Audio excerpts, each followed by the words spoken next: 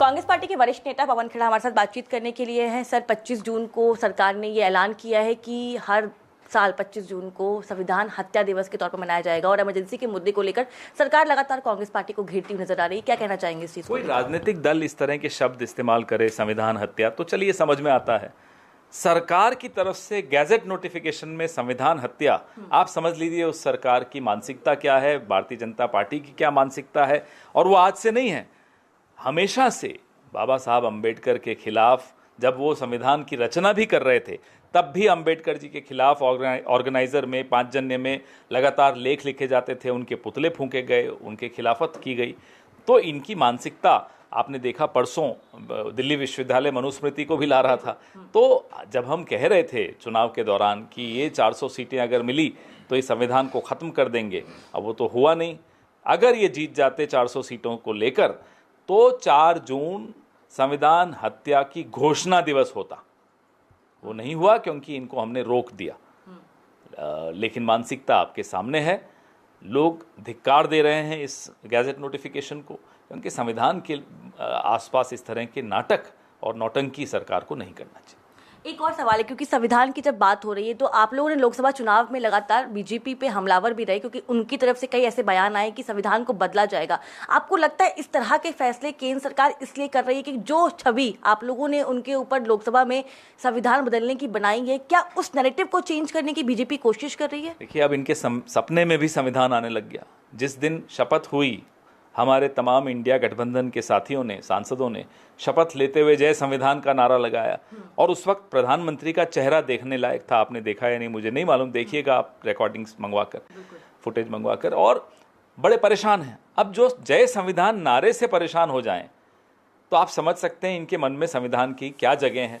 बात आपकी सही है, वो अपनी छवि को सुधारने की भले कोशिश कर दें, लेकिन बदल नहीं सकता ये तथ्य कि ये संविधान के शुरू से खिलाफ रहे हैं और आज भी खिलाफ है। मौका मिलते ही इस संविधान को ये खत्म कर देंगे। एक और सवाल होगा, क्योंकि आज उपचुनाव के रिजल्ट जो हैं आ रहे हैं, हालांकि अभी काउंटिंग जारी है। कई ऐसे राज्य हैं, खासतौर पे उत्तराखंड और हिमाचल की बात करें तो कांग्रेस पार्टी वहां पे आगे चल रही है। विधानसभा चुनाव से पहले ये उपचुनाव के नतीजे किस तरह से आप देखते हैं, और बीजेपी के लिए कितनी बड़ी चुनौती हिमाचल प्रदेश और उत्तराखंड में खासतौर पे कांग्रेस पार्टी रहेगी? ना केवल हिमाचल और उत्तराखंड में, आप देखिए मध्य प्रदेश जहाँ इनकी सरकार अच्छे बहुमत वाली सरकार है, वहाँ भी हम आगे चल रहे हैं अमरावाड़ा से। और लगातार जो नतीजे आ रहे हैं भारतीय जनता पार्टी को कमज़ोर करते हुए आ रहे हैं। बंगाल में 4 सीटें हैं, चारों पे ममता जी आगे हैं। तो भारतीय जनता पार्टी को भी अब समझ लेना चाहिए कि वो वक्त ख़त्म हो गया है, इनका दौर अब अस्त होने की तरफ बढ़ रहा है। लोकसभा चुनाव के नतीजों से अस्त होना शुरू हुआ। आने वाले चुनावों में लगातार अब 4 असेंबलीज के भी आ रहे हैं, ये सूर्य अस्त होने वाला है। एक और सवाल है, क्योंकि जम्मू कश्मीर में एलजी की पावर को बढ़ा दिया गया है, इस पे क्या कहना चाहेंगे आप? क्योंकि दिल्ली में भी इस तरह की, पहले हमने देखा है कि एलजी की पावर को बढ़ा दिया गया था, उसके बाद काफ़ी विवाद देखने को मिला है। अब जम्मू कश्मीर में भी इस तरह की घोषणा जो है वो सरकार द्वारा की गई है, किस तरह से देखते हैं इस घोषणा को? ये हम तो उम्मीद कर रहे थे कि हमारी बात मानेंगे ये और पूर्ण राज्य का दर्जा फिर से रिस्टोर करेंगे जम्मू कश्मीर के लिए। उल्टा इन्होंने क्या किया, एलजी के पावर बढ़ा दिए। 2 ही कारण हो सकते हैं, या आपको मालूम है कि चुनाव में आप भारी शिकस्त होने वाली है, फिर भी आप प्रशासन पे और जम्मू कश्मीर की सरकार पे अपना नियंत्रण चाहते हैं, तो आपने उसी तरीके से कर दिया। दिल्ली में ये जीत नहीं पाते तो रिमोट कंट्रोल से एलजी के माध्यम से चलाना चाहते हैं। तो ये जनता देख रही है, पूरा देश देख रहा है। ये एक तरह से हार का कबूलनामा है। कल महाराष्ट्र में जो एमएलसी के चुनाव हुए, कांग्रेस के कई विधायकों ने क्रॉस वोटिंग की है, क्योंकि आने वाले दिनों में विधानसभा का चुनाव भी है महाराष्ट्र में।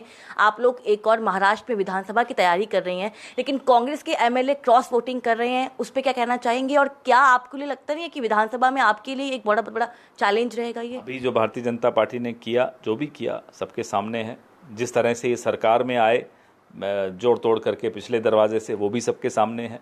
लेकिन आने वाले विधानसभा चुनाव में, जैसे कि अभी लोकसभा में हुआ, भारतीय जनता पार्टी और उनके गठबंधन को भारी हार का सामना करना पड़ेगा। ये कुछ भी करके देख लें, अब इनको हारने से कोई रोक नहीं सकता। और जिन्होंने क्रॉस वोटिंग की, कोई कार्रवाई हो?